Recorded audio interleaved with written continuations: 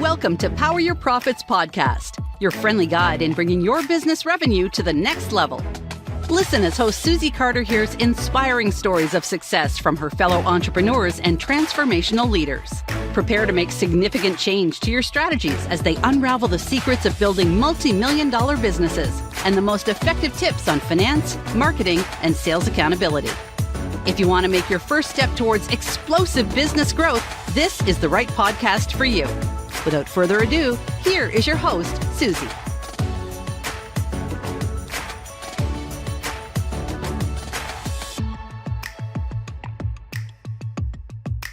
So Kevin, I am so excited because you bring a different perspective in growing a business, growing a multi-million-dollar business.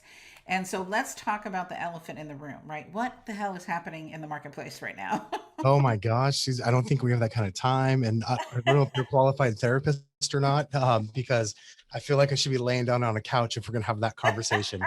You know what? It's crazy for sure. I get that question a lot. And what is going on is, number one, unprecedented. There are so many other factors. I think that people's normal inclination is there's a bubble or there's something going on. And I don't believe there's a bubble, but there is a lot of activity and there's just not enough inventory. And we've got so many people shifting with the way things have changed over the last couple of years. And then the real big elephant in the real estate room, if you will, is the fact that there are institutional buyers, Wall Street hedge funds. It used to be 10 years, 12 years ago, when you looked at what's known as a REIT, a real estate investment trust, those were all big commercial properties. They were landlords for big box stores, right? And office buildings and office complex. Well, right after the last bust, what got happened is a new asset class got created, which is single family residential rentals. And so you've got these companies, Blackstone is the biggest of the big, that some of these companies own tens of thousands, literally tens of thousands of homes and continue to buy them every month. And these homes are never coming back on the market.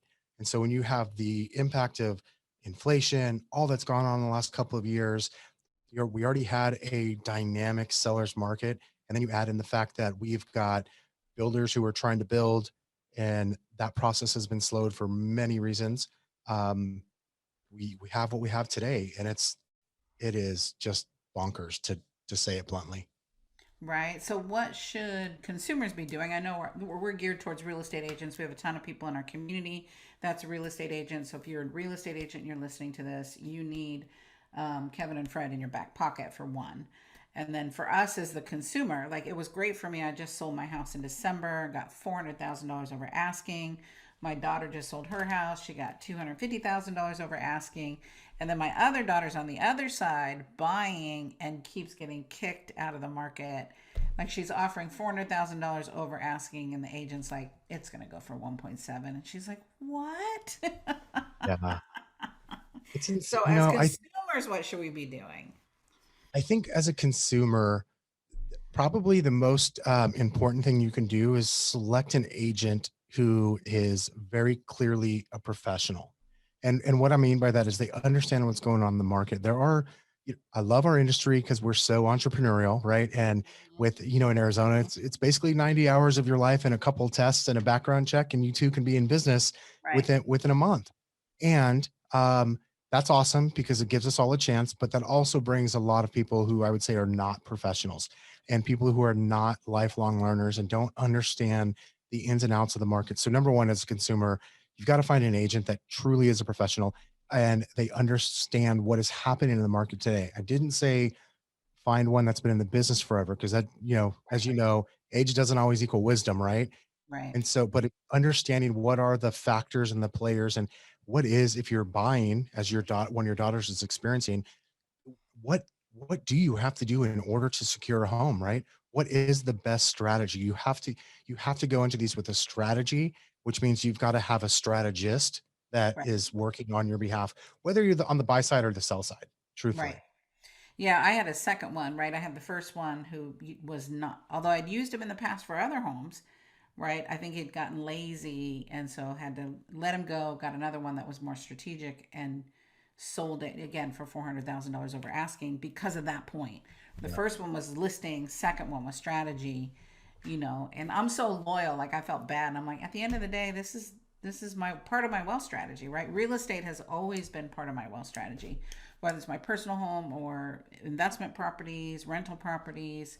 And so when you listen to this, we're speaking on many different levels. One, we want to build wealth, Yep. right? And real estate's a great way to do that. Even when I lost my hiney in 2008, which you started your business in 2008. Let me just, here, I'm bowing to Kevin because, like, woo. That was actually, it was an advantage. At the time, I'm such a rebel and want to go the opposite direction against the grain of what everybody else is doing. And so that probably played into why I was so willing to just kind of run into the fire, if you will. And it didn't take me long to realize, and even more now, I appreciate what an advantage it actually gave me to start back then. Well, yeah, you didn't have the cushy time, right? Oh Whatever yeah. the No, cushy time is, there's never cushy time in entrepreneurship, but you think it's the cushy time. Like some people thinking feels this like is the it. cushy time.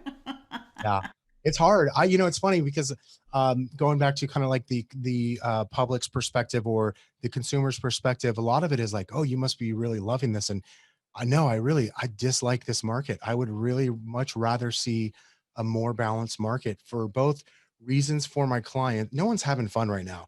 It's great when you get 400,000 over, but I promise sifting through 27 offers in 2 days is not fun for anybody.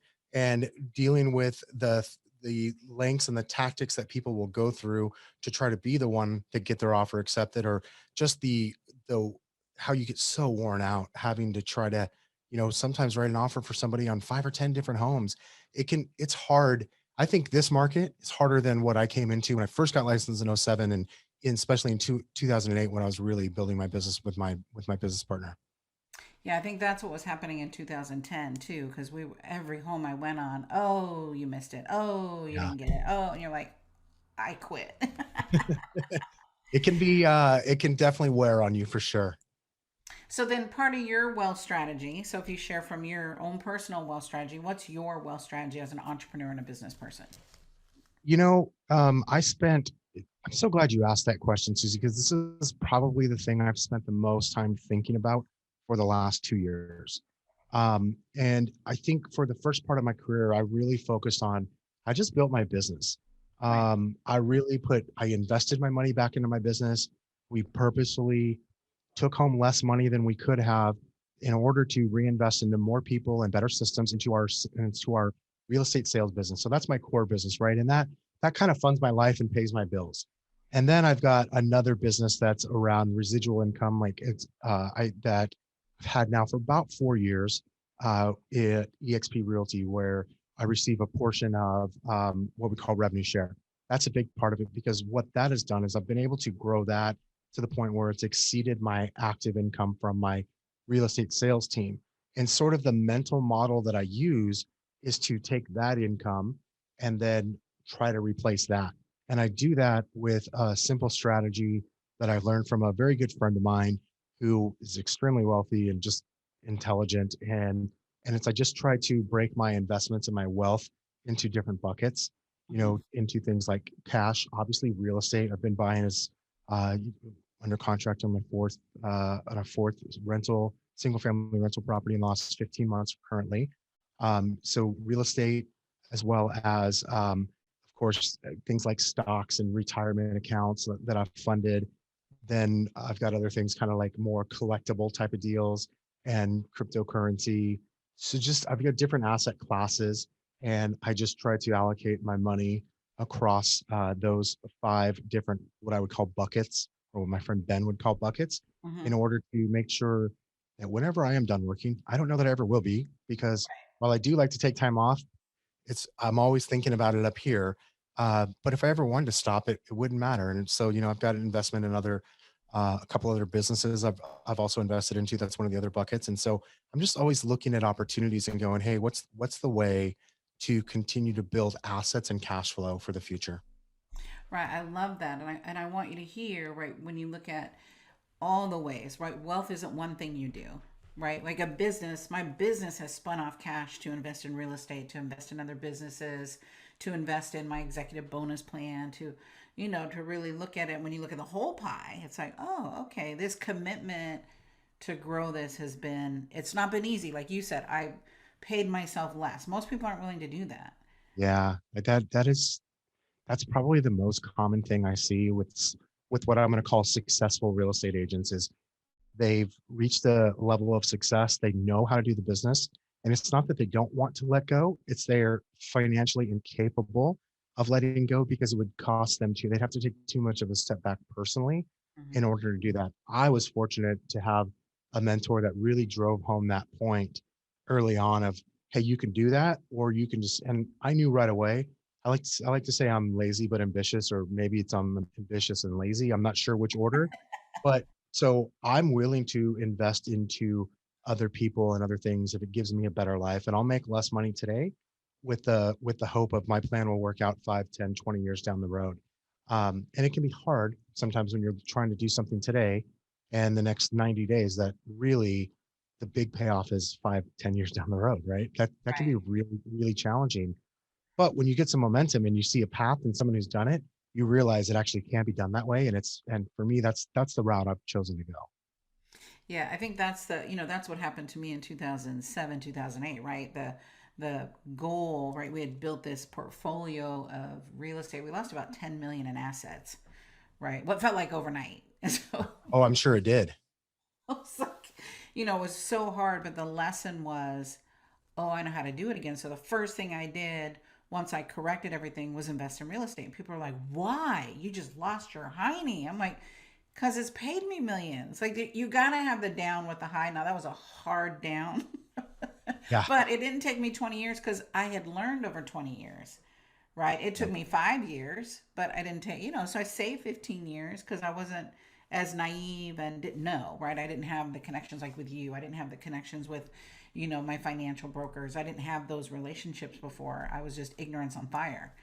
Coming out of that, I was like, who do I call? That was who can help me out of this and help me see because I'm in the forest, in the weeds, in the dirt, in the mud. Yeah, it's tough. That's life. Anybody who's ever owned a business or runs a business eventually, and it usually happens when you think everything's great, you're going to get punched in the face. It's just it's part of life. It's part of business. For me, what I really think about is, and I don't know if you related, but especially over the last 10 years when we were really head down focused on growing our business and reinvesting into it, saw a lot of my friends who are also real estate professionals start to do other things kind of in and around their core business, which wasn't necessarily bad, but we kept saying we got to refocus, we got to refocus. And that was harder because again, that payoff came down the road. Now it enables me to have a real estate sales team that I work an hour a week, and we'll sell a couple hundred homes this year, right? And that, like you said, that business then kicks off the cash that I can number one live on, and number two start to invest, and then I can use that, and it really starts to snowball. And it feels like where I felt like I was maybe missing out for a number of years, Yeah. definitely feel like I've been able to make up for time because I delayed it, right? I just kept delaying and reinvesting, and now I've been able to not just make up for time, but hopefully continue to snowball that into something much bigger. Well, I think our culture is instant download, Google instant download, Google instant download, but that's not how wealth works. Yeah. Wealth is a long term game, not a short term game. You can make money. Like I have a client that makes millions, but she spends millions, right? Yeah. So it's like you're not really building your wealth. Who cares that you make 5 million if you're spending 6 million? You've not made anything. You're just in debt. Oh my gosh, 100%. That's what keeps most real estate agents in that. I believe most real estate agents actually have a job, not a business, because they're trapped by it for a lot of those exact same reasons. Or lifestyle, trying to keep up with the Jones, whoever the Jones are. We need to hunt them down because they're You got to tell them to stop being a bad example.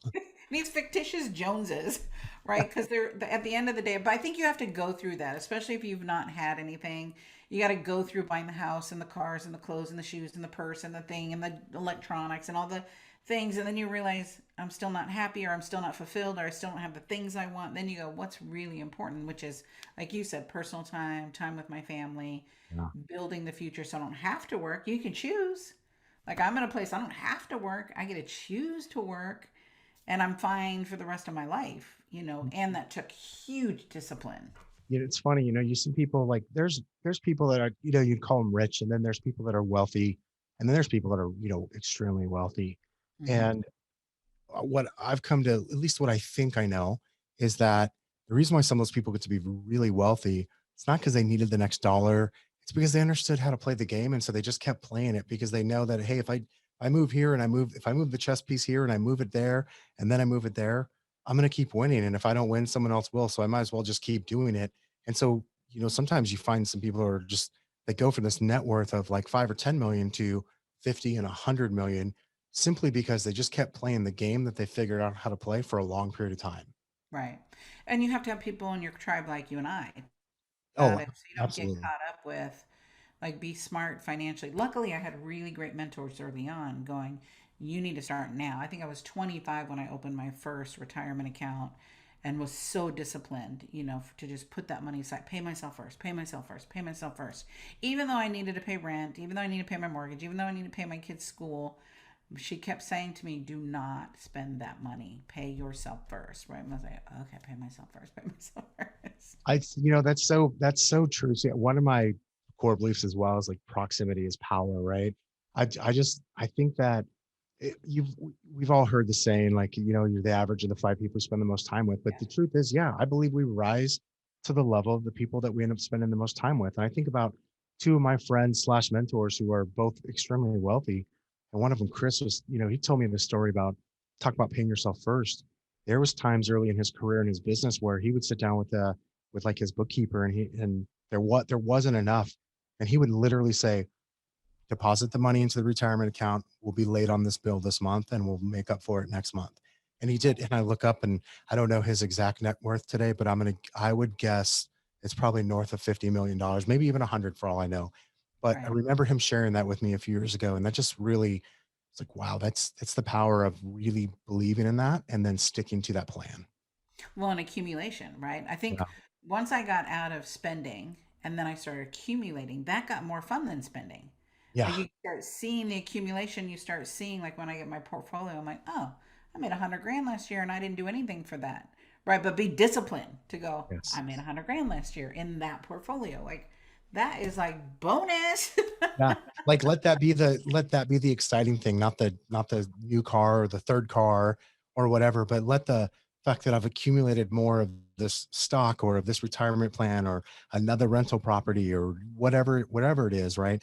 Let that be the win. Once you do that, you kind of that's what I mean by like it seems like a game. And once you figure out the how to play the game and how you win the game, you can just keep doing that. Right. My first partner, like, we would, he was managing the budget, and I'd say, oh, we need this, like a new computer. He's like, no. And then I'd say, oh, I think we should create this product. Oh, magically we had money. I'm like, hold on. You say we have no money, then we have money. He goes, we can spend money that's going to make us money, but I'm not going to buy an asset that's just going to depreciate. I want to spend money that's going to make us money, the now money now. And it took me a long time. I just feel like he was trying to be the boss of me. Quit being the boss of me.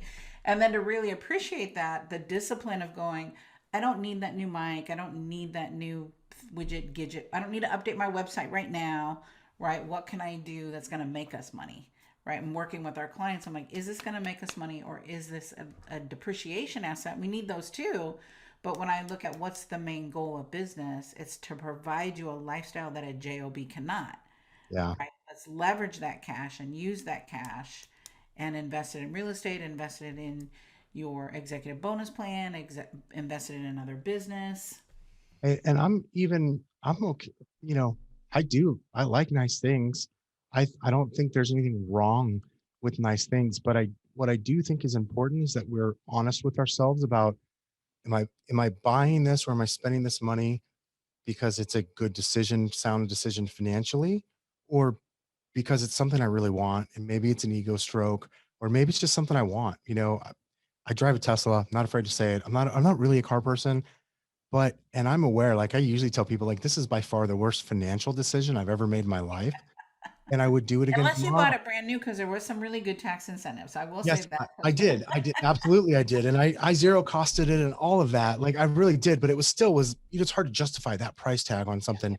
And I just was honest with myself about it. And I just said, you know what, I'm doing this and I'm gonna do this. I didn't tell myself, you know what, I'm gonna buy this and then I'm gonna just be able to do this. It's gonna bring me more business. I didn't do any of that. I just went, I'm acknowledging what I'm doing. I'm okay. Can I afford it? Yes. I realize the decision I'm making, why I'm making it. Okay, let's go do it. And I think as long as we're honest with ourselves about that, then there's no harm in it. It's when we start lying to ourselves, because then we start to make a lot of poor unfortunately, poor decisions also compound just like good decisions. And then you can look up and be in a bad spot. Right, over leveraging yourself. Right, I bought one too. I couldn't do the charging thing stressed me out. Right, I remember having to go to Santa Barbara, drive to Santa Barbara, and I had a 450S or something, or I don't remember what it was, but I had 450 miles before I had to charge again, and I couldn't make it to Santa Barbara. I literally went to the Jaguar dealership, got rid of that car, bought a Jag. I'm like, I need gas. I can't do this. It's stressing me out too bad. So know your tolerance risk, right? Absolutely, yes. No. And I have just like my phone, I have the fear of losing charge. I'm going to pull over way before I need it. But I also feel it my if I still had a gas tank, I haven't for 5 years, but if I did, I would fill up, when I get down to like a quarter of a tank. So Right. So it's a learning curve. What I will say, right, when I look at, what's been your secret sauce, I'm shifting in a pandemic. And when I was looking at your guys' site, I'm like, oh, well, they started in a pandemic because people think a pandemic is, oh, this is an anomaly. No, like we have the depression, the recession, the real estate crash, we've had financial crashes. But what's been your guys' pivot inside of this to keep growing inside of the way the market shifted? In the we beginning, you couldn't show houses. In the beginning, it was locked down. In the beginning, there was much more regulations, and then you guys started getting savvy with virtual tours and whatnot. we were really fortunate in the sense that my going back to my sales business, we expanded that outside of our home market, which is Phoenix, years ago, 2014. So on some level, I already had we've been learning to work remotely and in a different environment for quite some time. And then to compound that, in 2018, we moved over to EXP Realty, which is cloud based. There are literally no physical offices. Everything runs on the back end, in the cloud. And so that was also another advantage we had. And so a lot of it is we were just set up for it. But the other part of it is, obviously in March of 2020, nobody knew what was going on or what was going to happen. And so but we had been through tough times before. So my business partner and I sat down and said, all right, we don't know what's happening or what's going to happen. Here's what we think we can control, and let's go do that. And we made a real focused effort, Susie, just to get more personal with our people, both who work with us as well as the consumers, the buyers and sellers. And what we found, here in Arizona, we really didn't notice a big drop off in sales. It was like, it was a week or two. We changed the way we did things. Of course, like you said, there got to be more virtual appointments. There got to be more showings virtually and with less people involved. And so all of that, I think, came fairly naturally because the whole world had to adjust to it. So it was really easy to go if you were used to doing something, say in person, or even like outside in person, whether in an office or on the road. It was really easy to move that to a Zoom because the whole world moved to a Right. Zoom, and it became easier to set that expectation.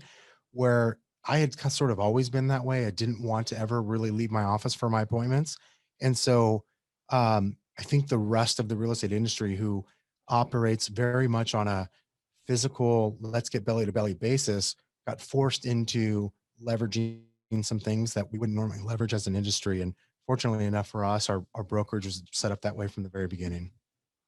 Awesome. So let's talk about, like, some of my biggest lessons have been in my biggest hardship. We always say the bigger the breakdown, right? The bigger the breakthrough. So what's been your biggest, some people call it failures, we can call it breakdowns. What's been your biggest failure, and then what'd you learn from it?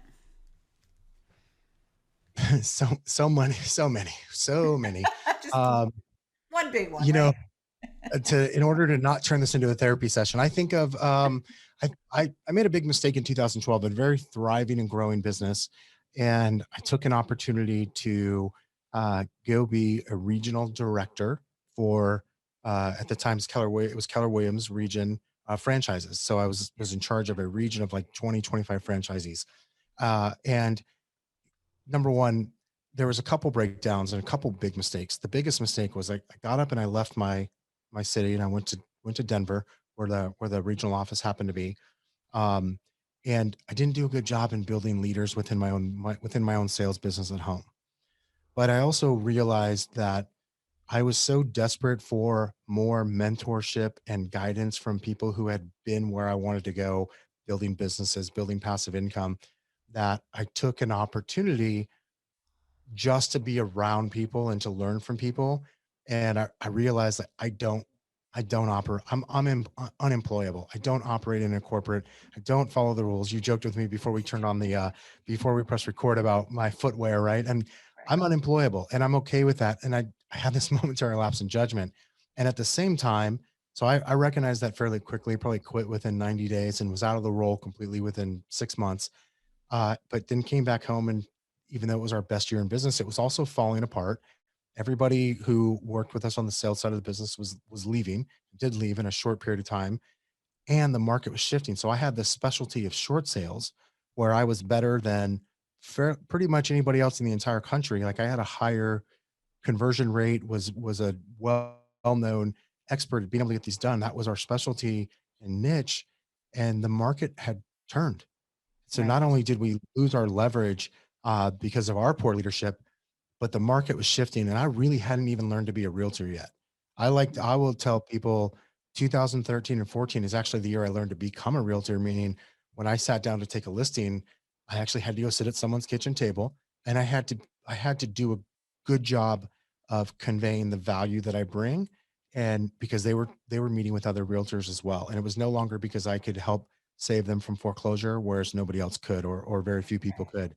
So it went from me having this unfair advantage to being unprepared. And so those were a lot, 2012 and 13, and early part of 14, a lot of lessons, a lot of punches in the face. And, and it made, like you, it made me better. Like our business is significantly better today because of that time. Right. Most people quit when they're in that spot. Like, I can't do this. Don't I want to do. wanted to. Yeah. Well, I think we all do, right? We have that little pity party, and then you go, all right, pull up your big boy panties. Well, big boy drawers. You don't have panties, right? Yeah, exactly. Yes. And Okay. So talk about, is your group 4610? Does that have a spiritual meaning?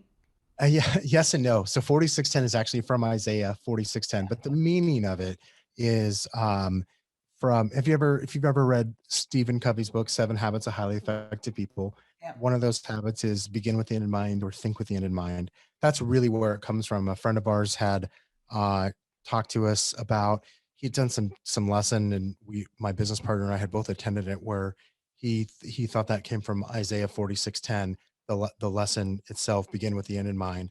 And that made it always stuck out to us. And so especially in the short sale world back then, where when you took a listing, today, everything you did would set you up for success or failure 6 and 9 months down the road. And so for us, when we decided we needed a team name, and it was not going to be my name on the sign or my business partner's name on the sign, that was just kind of, I said it and we both went, yeah, that's it. Yeah, so when I was looking at it, I went, what is 4610, right? So found the Bible reference. I'm like, I wonder if that's it, right? Yeah. Which I love, right? To when you stand for something, Yeah, stand for something or fall for anything. This is clear. This is my values. Begin with the end in mind, right? Uh, absolutely. I love that. So you can get a hold of Kevin and Fred at kevinandfred.com. Really simple, right? So those that are real estate agents, those if you want to invest in real estate, you want to have a credible company supporting you, looking at you, you've got a team of people that can help you. I appreciate your generosity and knowledge and time and expertise. I've loved this conversation, right? I feel like, birds of a feather, talking about wealth and wealth strategy and just being open and transparent, because that's what it takes to grow in any marketplace. So thank you. Any parting words for us? First of all, thank you. I appreciate the opportunity, and it's been fun to do this with you on your show. And I think that you said something earlier just about mentors, and that's a word that's always stuck out to me. That's something I've always sought out. I mentioned about believing in proximity is power. That's something I really believe in. So plugging into things like your community and our community of real estate agents, if you're in real estate or whatever it is that thing is that you're doing, plugging into people who are maybe further down the road than you are, and also of kind of like-minded and beliefs and goals. Not that we should always just be around people that believe the same as us, but who want similar things and are on a similar path, I think is so valuable. Right. And that are walking the talk. Yes. Right. And Oh, we always say the tongue in your mouth and your tongue in your shoe are going in the same direction, because there's so many people, especially in your industry, the tongue in their mouth and their tongue in their shoe are going in completely different directions. I call that stage talk. Yes. Yeah. Yes.